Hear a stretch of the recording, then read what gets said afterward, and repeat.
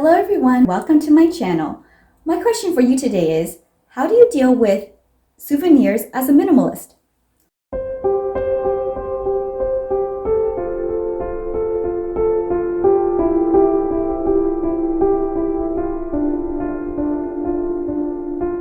Okay, so it's been a while since I made my last video. My last video was actually about packing for Disney. And so I went to Disney World in December and it crossed over to January. And so if you haven't checked out my packing video, please take a look at that. But I do want to update you on some of my experiences that might change some of the things that I did say in that video. And the first thing I want to say is that when I said to be flexible about the weather, I really meant it, because I went at a time when they had that cold winter snowstorm warning. And that isn't really typical, so most of you don't have to worry about that, especially if you're not driving from up north, right? But when I was there, it was very cold, and so I actually had to spend more time on the road, and it was going a lot slower, and I was worried about safety. And when I arrived at Orlando, the weather was actually not typical of Orlando weather. And so I had talked about wearing like outfits like this, in which I was gonna wear socks that I can take off if it got too hot, or leave them on if it was cold. But the entire time, not only was I wearing long sleeves and long pants, but I also had on my winter parka. So when you need to be prepared for all weather, it really means that you need to be prepared for all weather. Although that, I'd say that wasn't very typical at all. And then actually towards the end of the trip, the weather warmed up back to normal. And so I did sort of get to experience like what feels like summerish and then winter weather in one trip. So I had a really great time at the trip otherwise, and I wanted to show you some of the souvenirs I got, because you might be wondering, okay, if somebody is a minimalist, what souvenirs can they bring? And so if I was a true minimalist, I know that I could have gotten away with not purchasing anything at all, because for me, the most important thing is obviously the experience and taking pictures, which I do take quite a few pictures. And so the pictures will be more than enough to remind me of my fantastic trip.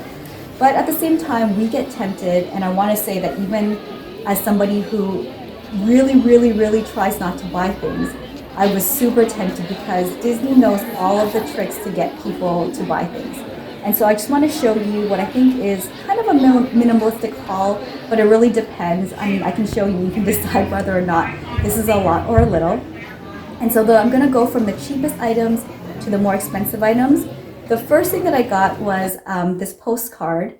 And just so you know, it is really hard to find postcards at places like Disney World. When I was growing up, I think postcards were a lot more abundant, and obviously maybe people actually use the postcards to send them to family and friends.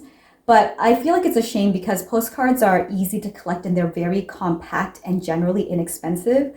And so I couldn't find actually any of them except this one. This one was at Animal Kingdom. It is a picture of the world of Avatar or Pandora, and you can see it has a little bit of a hologram motion effect, which is pretty cool. So you can put this up on your bulletin board or frame it or put it in a scrapbook. Yeah, and so this cost only $3. I really like this because it was my first time on Flights of Passage, and it was magical.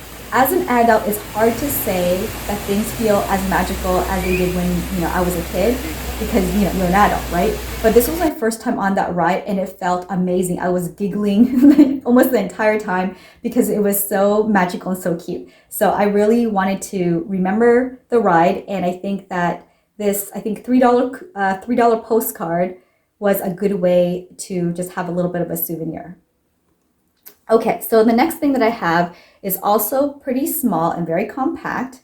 And this is a magnet, and it is actually for the car, but I'm going to put it once again on my board.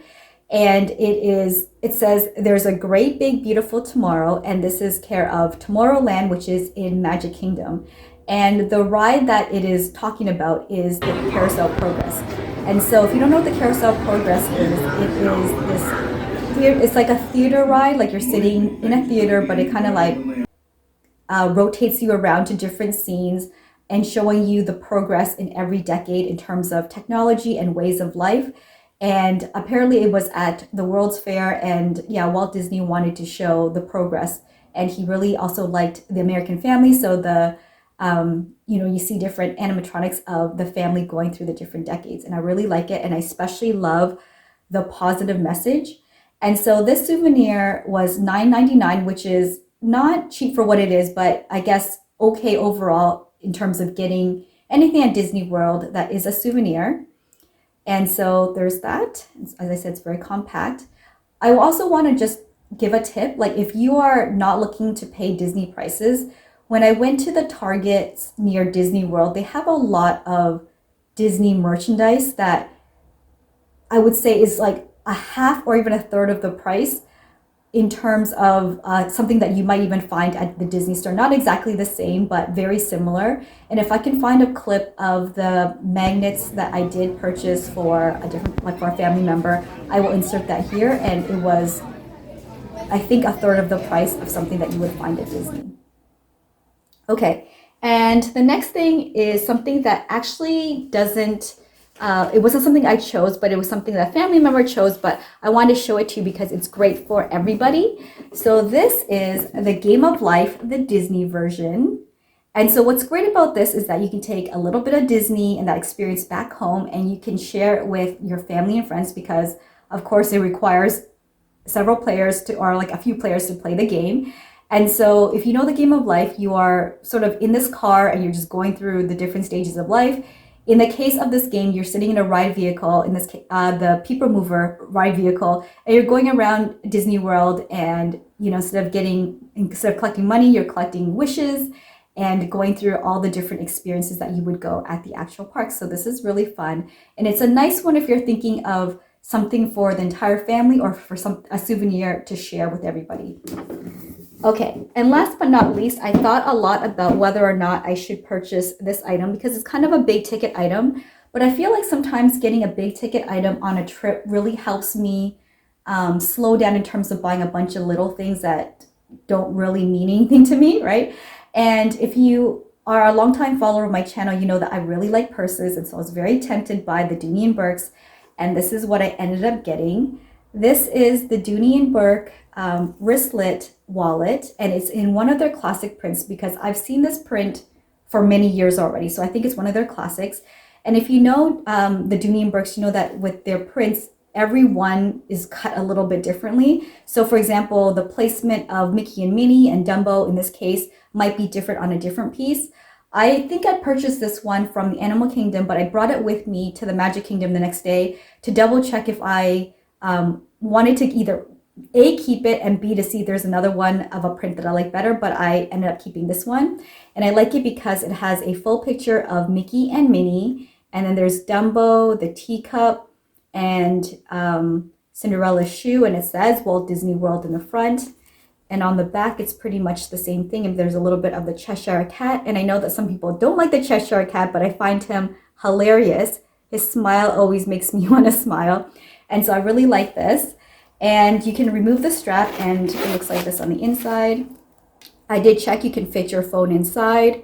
You can fit your cash and cards. And if you just have like a house key or something like that. So I thought this would be good as a wallet in a bigger purse, but I was actually more thinking like it would be a nice clutch because I do use a lot of small mini bags. And so I just wanted something that I would keep for a very long time. And so sometimes in order to be minimal, you invest in one big ticket item. So that's what I have here. Okay, so I just want to quickly go over some tips that I learned on this trip besides dressing for all different weathers.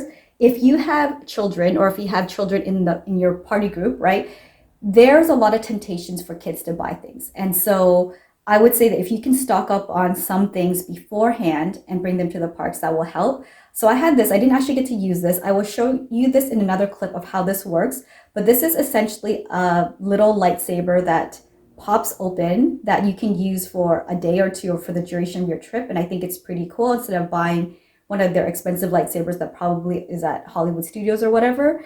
And then I saw a ton of kids with bubble machines, and you can just bring your own bubbles. I know this, you have to like wave it yourself or blow it yourself, and the bubbles aren't continuous the way the bubble machines are.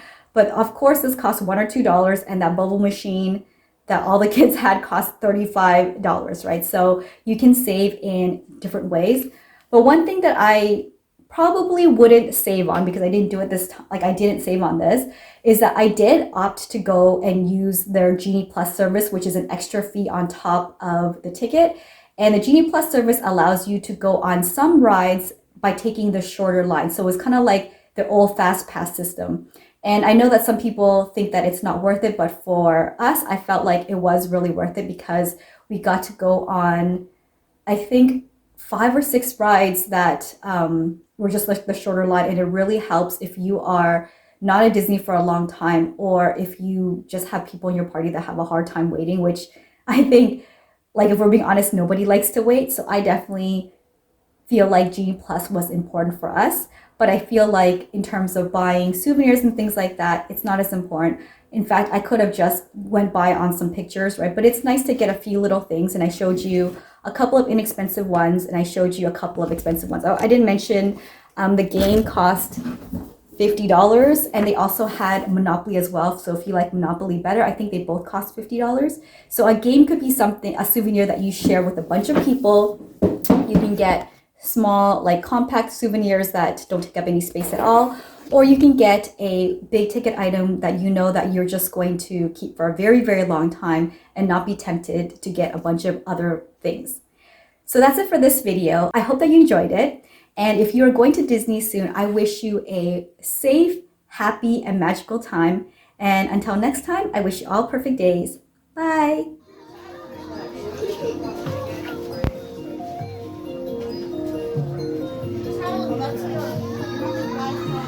Okay, so I just want to show you quickly how this, I guess, space saber or lightsaber works. I actually purchased this a very long time ago, and so I hope that you can still find things like this at various toy stores. And so it kind of looks like this. It came in a bunch of different, like a display with a bunch of different, like, of these arcade brand type things where they would have like erasers or ponies and stuff like that in them.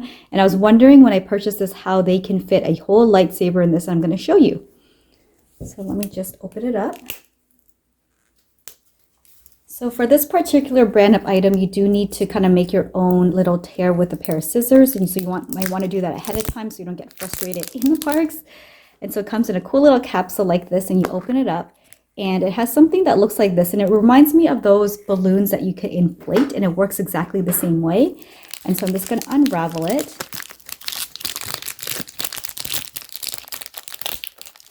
And what you need to, let's see what the instruction says. So it says unroll, and then you pop it, and then it will expand.